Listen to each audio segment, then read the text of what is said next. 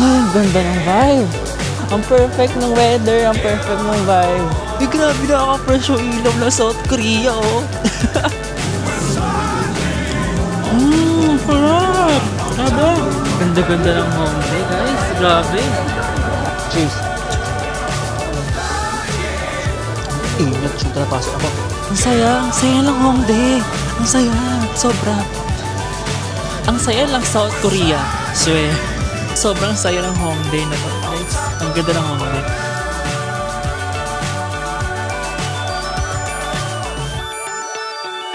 Hi guys! Another day, another chance to biyahe. And for today's vlog, pupunta tayo sa Hongdae. So, lalakad lang tayo from our hotel. So, 15-minute walk lang siya. Wala pang 15 minutes eh. Malapit lang tayo sa Hongdae. So, tatawid lang tayo. Ilang tawid lang siya. Nasa Hongdae na. So, we'll be exploring yung Hongdae. So, bakit natin dito napili mag-stay, di ba? Tapos, ano yung mga meron pa sa Hongdae? So, aside sa mga busking, sa mga performances, ano pa ba yung mga offer ng Hongdae? So, yun lang naman yung gagawin natin for today. Kung go na kayo, tara, dahi tayo.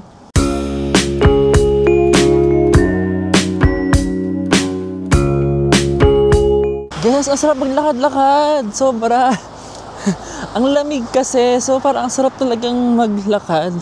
So, medyo pagod lang ako. Pero dahil nga wala pa tayo masyadong tulog, natulog ako kanina, wala pang 2 hours kasi dumating tayo ng hotel ng 12 PM. Time ng Korea. Ang Korea kasi is 1 hour ahead sa Manila time. So, ngayong oras ay 4:22 PM na. So, dyan sa Manila ay nasa 3:22 kasi nga 1 hour ahead yung South Korea. Guys, may Shibuya crossing sila dito. So, hindi tayo ngayon matawid tayo sa version nila ng Shibuya crossing. Kasi, pwede ka tumawid sa may gitna. Ang galing. Very Shibuya crossing. Tignan nyo. Ayan guys, may pedestrian dito, may pedestrian dito. So, yan. Cool. Tignan nyo guys, ang cool. Actually guys, wala na akong gamit na neighbor map. Medyo nakabisado ko na siya agad. Kung paano pumunta ng Hongdae. So parang nice. Hindi ako gagamit ng neighbor map kasi kanina medyo nahihirapan ako sa neighbor map. Pero nakapag-adjust naman na ako. Tapos natandaan ko naman na kung paano yung papunta sa Hongdae. So walang problema. So yun. Nakadistract yung mga tao dito. Ang kikinis ng mga tao dito. Guys, alam mo naman yan. Guys, we're here na sa Hongdae Street. Yeah, ito siya. Yeah, ito start pa lang yan. Ang ganda ng ilaw dito, no? Very first world country. Ang ganda ng ilaw. Parang wala silang pollution. Doon yung ilaw. Yun guys, ang ganda ng background. Ayan, ito na yung Hongdae Street. Ay, parang siyang Ximending sa may Taiwan. Ximending, tapos what else? Kung kukumpara natin sa Pilipinas, para siyang Bonifacio High Street. Ayan. Ito siya. Dito tayo mag-start sa Hongdae Festival Street. Ayan. Guys, ito. Ay, sorry. Mali ako na. Ayan, guys. Ayan yung biggest cafe sa buong Seoul, South Korea. Ayan. Yung Oi Cafe. Imagine niyo guys, from the first floor up to the 8th floor, cafe yan, guys. Ganyan siya kalaki. So, kaya nga siya tinawag na largest cafe sa South Korea, diba? Sa Seoul lang pala. Yan. Doon ako sure sa Seoul. But I am not really sure. Baka kasi buong sa South Korea, yan yung pinakamalaki. Ay, ang ganda ng vibe. Ay, as ang lamig. Ang perfect ng weather, ang perfect ng vibe. Ito, Seoul nga. Tingnan nyo guys. Oh. Ayan o, Seoul's largest 8-story cafe. So kung gusto nyong ma-experience yung largest cafe sa Seoul, pwedeng naman i-experience yan dyan guys. 8-story siya. So malaki, malawak. I'm not really sure kung ilang degrees Celsius ngayon, pero malamig talaga siya. Feels like Baguio weather. Ganon tayo ngayon sa my Seoul. Expectation, based sa weather, mas lalamig pa siya in the coming days. Guys, wala akong makitang appetizing. Ito, miksa na lang. Mikse. Hindi ko na kung alam nyo yan. Meron ganyan sa Thailand, may ganyan sa Vietnam. Parang, what if mag-samgit na lang tayo? Wala akong makitang appetizing. Or baka kasi nakaset pa yung utak ko sa pad thai. Nakaset pa yung utak ko sa kapaw. Wala ka makita ng appetizing. Ay, B, ito oh. Merong Korean barbecue store dito. Ayan guys, oh. Para magka-samgip tayo. Magkano kaya dyan? Ito, oh. Pero nakalagay na presyo eh. Meron ako napanood na vlog. Ang sabi niya, don't fall daw dun sa mga samgyupsalan na walang presyo. Oo. Talagang kailangan may presyo sa labas. Kasi baka magulat kayo na paglabas mo, magkano na yung bill mo. So yun yung ito yung Korea Mart. Ayan, yun yung Korea Mart. Kasi na-try kong ipakita sa inyo yung nakikita ko, pero as much as possible, nakatutok lang sa akin yung camera ha. Kasi meron sila dito sa Korea na hindi sila comfortable na nakikita sila sa picture. So, it's a violation of their data privacy kasi. Violation of their privacy. So, kaya medyo sila doon, medyo strict sila sa ganon. So, mas maganda na buti nga blur yung likod natin. So, yun naman nakikita yung mga face nila. Yung mga ganon. Beware lang guys ha, pa magka-South Korea kayo. Always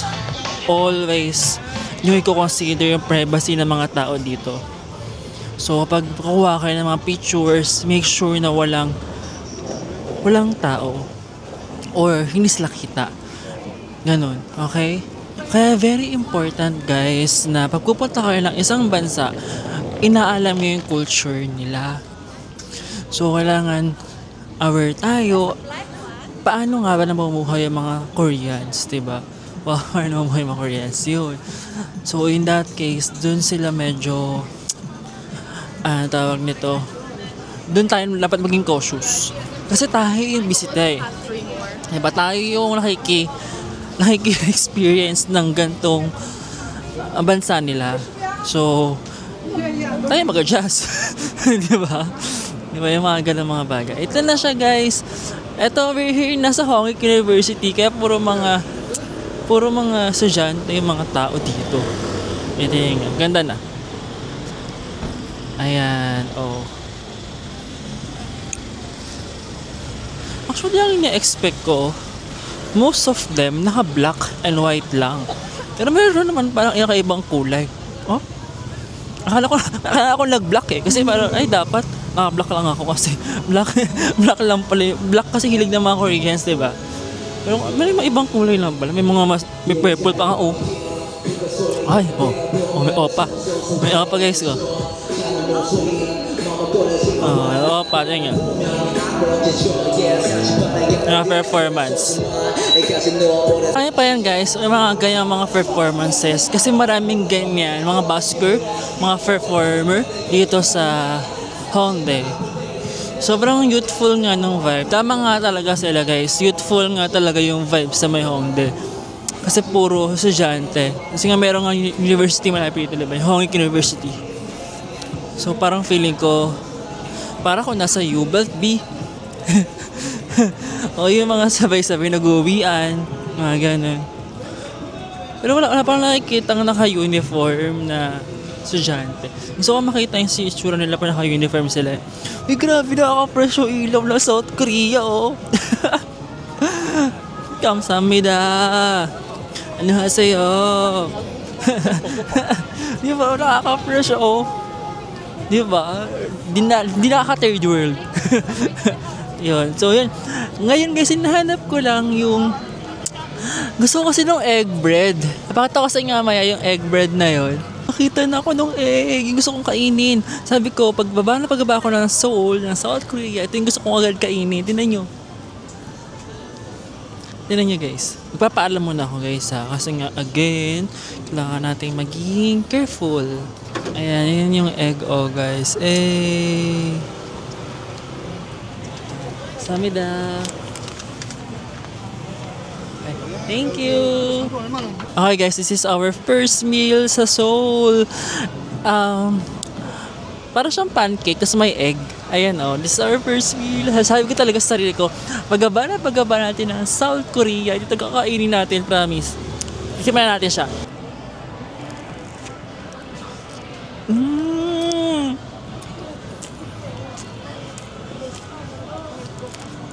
Ang sarap!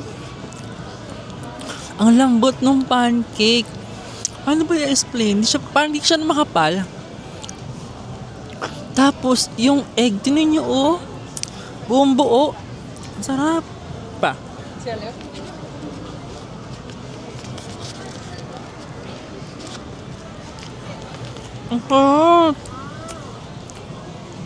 Forgot to mention pala guys, ito ay 2,000 won.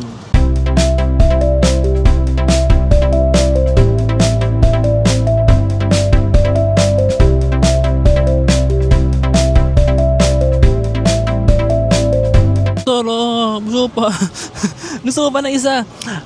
Tapos mayroon din silang Pop Mart dito. Yan. If you know me, gusto ko yung mga Pop Mart items. So Hirono, tingnan nyo. Mayroon dalang Hirono. Ayan, so mayroon akong Hirono dito. So try natin bumili mamaya. Pero ikutin mo natin siya. Ano ba? Magtusamgip pa tayo? Hindi. I can't decide. Guys, nakita ko na yung gusto kong store dito sa my Hongdae. Ang pangalan niya M Playground. Ang ganda ng mga items na dito guys. Swear. Ayan. M Playground siya. Mga male fashion. Ganda ng items sila guys. Oh. Ang ganda oh. Wow. Diba? Heaven siya guys. Wow. Nice. Leather jacket guys. Worth 89,900 won. Pero ang ganda oh. Pero ang mahal. Ang hoodie kaso 39,900. Nasa 1.6 siya. Ganda no? Wala sa 600 pesos. Ganda oh. Ganda ng mga jacket. Kaso medyo pricey dito sa M Playground. So parang hindi siya pang atin. Medyo mahal. Ganun po ng sale pa sale. Ganun. Mga sale lang. Parang bababa na tayo. Guys, hindi siya para sa atin. Meron akong gusto kanina, like nasa 89,900 won. Ang 88,900 won guys ay 8,600 pesos. So hindi tayo magastos ng ganitong kalaki dito. Tsaka first day pa lang naman natin, di ba? Ang ganda kasi, parang alam mo yung ang premium tingnan sa parang yun. Parang gusto ko siya pero mahal. Sayang. So nashka na natin yung itinerary natin na yun. Alam ko parang makabili ako lang damit doon. Guys, yun nyo ang cute. So scary. Yun nyo. Oh. Ang cute. Ang aga ng Halloween nila. Ang aga ng Halloween. May ganun talaga. Hi guys, so yun, nakapag-decide tayo na mag-samgyup tayo. Sorry. Mag-samgyup tayo ngayong araw na to. First day, samgyup talaga tayo agad, diba? So yun ang gagawin natin. Pupunta tayo ngayon sa may solo-friendly na samgyupsalan dito sa may Hongdae area. So pupunta tayo doon, tapos kain tayo ng samgyup. So ano nga ba yung kakaiba sa mga samgyup sa Korea? Sabi kasi nila parang ang layo doon ng difference sa samgyup sa atin saka yung samgyup sa Korea. So tatry natin yung samgyup dito. Finally! Our hearts beat to the city streets. We began to feel the fire. We rise like tall buildings. Guys, tingin yung vibe dito sa may Hongdae. Para tayo nasa K-drama. Oh. Very K-drama yung background ko, diba? Isipin niyo tayo yung mga K-drama na bida. Ay, yung mga bida sa K-drama. Ayan. Tignan mo para siya, ito, mukha siya sa Love Runner na apartment. Ayan. Diba? Pupuntahan natin yun guys, sa Love Runner na apartment. One of these days. Kasi matagal naman tayo, 9 days tayo dito. So, meron tayong one day na i-explore natin na suho. Ayan, ito na siya. Ito na yung pupuntahan natin. Ito. Ayan. Ito siya. Tama ba ako? Ayan, ito siya. Tama. Ayan. Ito yung solo-friendly na samgyup salad. Mapili ka lang dyan. Tapos ang rule is yung first order na 150 grams na pili ka lang dyan ng mga set. Order na tayo. Order ng Wagyu, shoulder pa, tapos sirloin. 14,801. Order na tayo. Ayan. Order natin, oh. Ayan na siya. Ayan. Iba't ibang klase ng beef. Yan. Perfect. Kain na tayo. Okay guys, let's eat. Let's eat. Let's eat guys. Tingnan natin yung samgyup talaga, kung anong meron sa samgyup nila. Tapos tayo magluto. Ang hirap talaga ng samgyup, kailangan lutuin mo talaga. No? First bite, guys. Wagyu beef. So, yung danes nga, ginawa ko lang siyang medium well. Medium well to. Tingnan natin.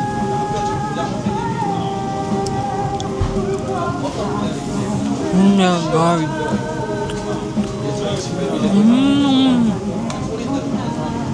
Ang sarap guys. Sarap. Apa?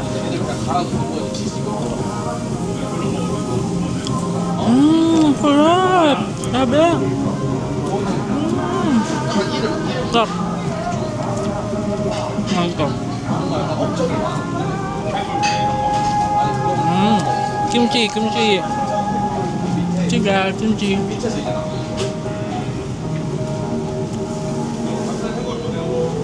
Ang sarap. Sarap. Game ba? Okay.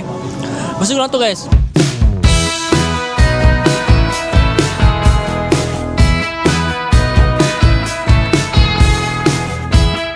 Guys, we're done eating. Grabe, sobrang busog. Ang sarap ng pagkain. Ang sarap ng samgyup nila. Ngayon, hanap lang tayo ng pang-dessert. Ang kata ko sana yung salt bread doon. Kaso yung sikat na salt bread dito. Kaso, salt bread kasi. Parang busog na nga ako eh. I want something sweet. So yun ang hanapin natin. Guys, ang cool ng Hongdae oh. Try natin dito sa side na to. Kasi dito yung maraming ilaw. Kasi doon parang wala ng ilaw eh. Kasi ganyan. Uy, nakaka-press talaga yung South Korea no. Ganito pala yung sura ng mga Southeast Asians kapag napunta ng South Korea. Ganyan. Fresh. Uy, ang lamig guys. Ang ganda ng weather. Nice. Alam nyo, kapag nasa South Korea kayo, parang feeling yung underdressed kayo guys. Parang nafe-feel ko tuloy na parang underdressed ako. Ang gaganda talaga ng fashion ng Koreans guys. As in, sobrang solid ng fashion nila. As in, fashion na fashion.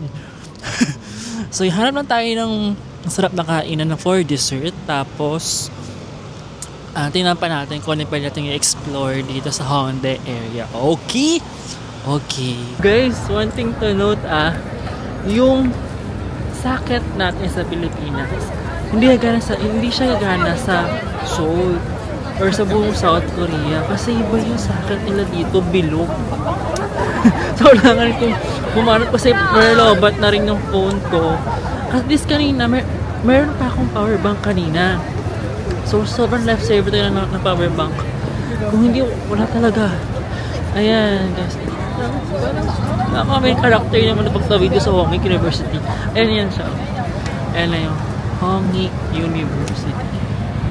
Sobrang main character naman yun. Ayan. Punta tayo sa may Daiso. Grabe naman. Sobrang main character. Tingnan nyo guys. Oh.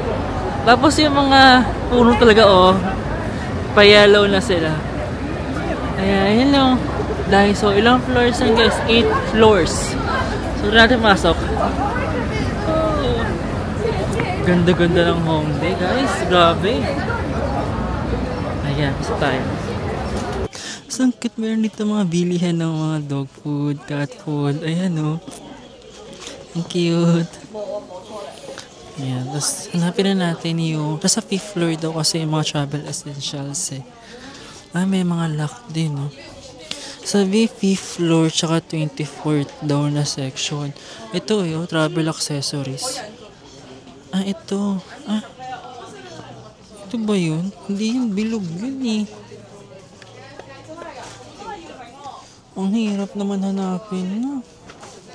Hindi, kasi ganito guys yung atin, di ba? Ganyan. Yung kanila kasi ganun, bilog. So, kailangan natin ng bilog. Hindi natin kailangan ng ganyan. Wala, saan nakakita ng bilog? So, andito din guys sa may mga ganyan. Mga organizers. Ito, for this one, 5,000 won. Tapos, ito lagayin na ng mga shampoo, mga accessories, mga makeup, ganyan. 2,000 won. Pero kailangan natin hanapin yung bilog. Guys, finally, nakabili na tayo ng charger. 10,900 won. So, mga nasa 450 pesos. So, lesson learned guys, kapag mag-Korea kayo, bilhin na kayo sa atin pa lang. Nung ganun, yung adapter na bilog. Kasi wala akong mahanap kahit sa ang Daiso. So, nakabili ako sa may Nice to See You. Pero hindi siya adapter. Charger talaga siya. Ngayon, meron tayong time para maglibot-libot pa sa Hongdae. Siguro last na natin dessert. Tapos, yun na yun. Okay?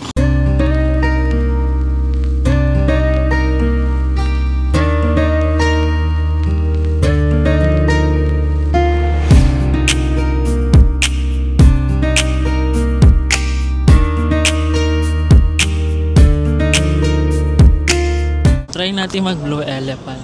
Andito yung mga familiar kayo sa may Gentle Monster. Ayan, ito yung parang kalaban ni Gentle Monster sa Korea. Ayan. So dito mas affordable daw yung mga salamin. Try natin. Ang bango.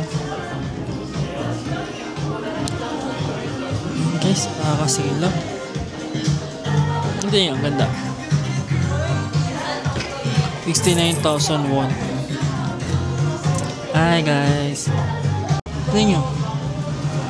Bagay ba? Hindi. Ganda parang bagay sa akin, no? Ganda. Siya ay 49,900 baht. Ay, baht tuloy. Won. Ay, nako. Nasa midlang muna tayo agad. Char. Ay, ang cute ng sunflower. Liliit. Cute. Uy, may fish cake. Oh my god. Para mag-fish cake tayo, B. Uy, hala. Ay, meron. Ano ba to? Parang may get together yung mga afam. Ayan guys, so. Fish cake guys. I-try nga natin itong fish cake. Ayan, 1.5. Nahanap pa tayo doon. 9,000 sa kanya. Fish cake daw, 1.5. Doon tayo. Ito guys, so fish cake. Tikman natin ang fish cake sa South Korea. Kung ano talagang lasa niya. Ayan guys, ang laki ng steak. Sabi yung steak, ang laki. Grabe, 1,500 won guys. Tikman natin. Parang mainit eh. Kumukulo kasi yung tubig.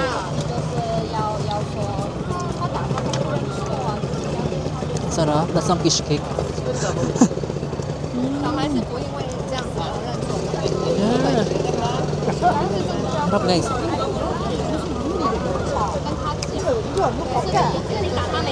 Matamis siya na maanghang. Ang sarap.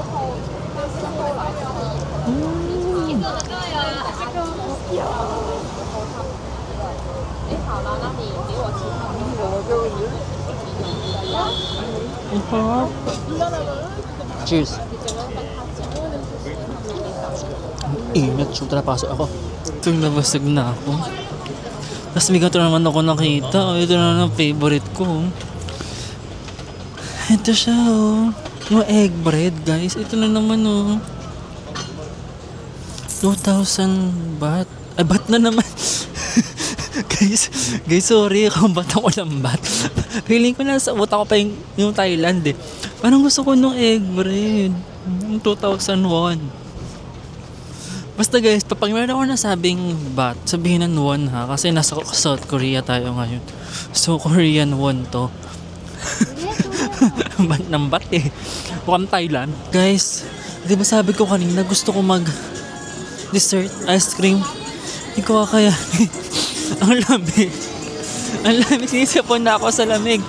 Parang feeling ko kulang yung dala kong jacket. Guys, actually, tuwambay ako doon sa may Hongdae ng 2 oras kasi marami kipe-form tsaka nagga-basking. So, tuwambay lang tayo doon kanina. 2 hours, ganun. Ang saya lang Hongdae. Ang saya, sobra. Ang saya lang South Korea, swear. I've seen a lot of change, been through a lot of pain. Some things are not the same as they were a year ago. But all will be okay. I move on each and every day. The past is where it stays. Ito yung largest cafe sa Seoul. Oh, ayan yung largest cafe sa Seoul kapag gabi. Ito siya. Tingnan mo. Ayan. Tingnan nyo pala. Tingnan mo. Ayan, tingnan nyo. Ang daming LED lights. Ang daming ilaw. Ayan, yan siya. Katapat siya na itong luxury. Ayan, di ba puro ilaw? Ang colorful ng Hongdae pag gabi. Sige, try natin next time tong largest cafe sa Seoul. Alam mo yung mga Koreans, they love singing talaga. Ang daming karaoke bar dito. Ayan na mga ganyan. So there guys, so mukhang yun lang naman for today. Hopefully, na-enjoy nyo yung Hongdae guys. Kasi ako sobra ko na-enjoy yung Hongdae. Sobrang the best tong Hongdae na to. Hopefully, maging masaya yung buong trip natin kasi sobrang saya ng Hongdae na to. Guys, ang ganda ng Hongdae. Ulit ako kasi ang ganda talaga. As in, sobrang saya, sobrang dami ka makikita. Busog yung mga mata mo sa makikita mo. Busog yung tiyan mo sa mga pagkain ng pagkain. So mga sa makagaya kong solo traveler, nag-try tayo kanina sa Samgyeopsal na mag-isa tayo, di ba? Isa yung sa mga bucket list ko guys na mag-try mag-samgyup mag-isa. So yun lang naman guys. So thank you so much guys for watching this vlog and I'll see you on our next biyahe. Bye guys!